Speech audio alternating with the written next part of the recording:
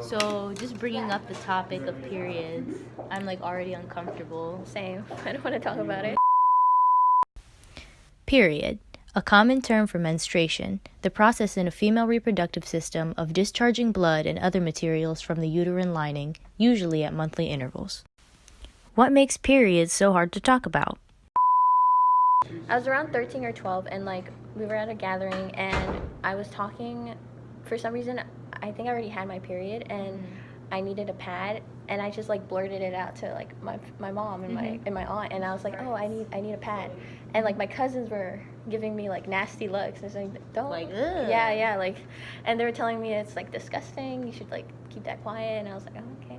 You know, because I was trying to get them to leave me alone, defending myself. They'd be like, "Why are you so? Why are you so defensive? Why are you being so overdramatic? Right. You must be on your period." And sometimes I was, and sometimes I wasn't.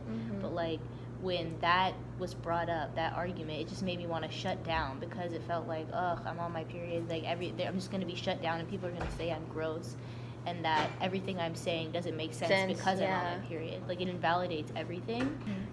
You kind of don't bring it up, and especially with teachers who don't know when you're on it, and then you bring your backpack and you're like, oh, can I go to the bathroom? And then you're bringing your backpack and you're going, and then wait, don't leave your backpack. It's and you're like, what? And just then kind of look at them like, please. Yeah, you have to look at them for a split second or more, and it's a sign that you need it. You can't straightforward just say, oh, I'm on my period. I need to bring my pad. I need to bring my I mean, unless you're that type of female.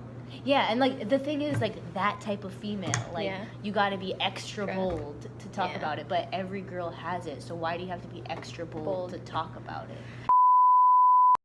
All of these stories were examples of period shaming.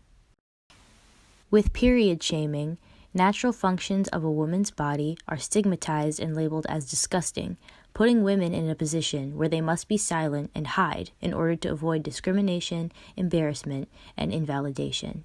Period shaming is a construct of sexism because it enforces limitations on women. Recognize ways that you may participate in period shaming and stop it. To help society normalize it is to probably talk about it more often, you know, because we talk about politics, we talk about other things, and I think that these little tiny minuscule problems that is not really a big problem for society, but it is, and no one should have to make themselves smaller because of something that they can't control, like a period.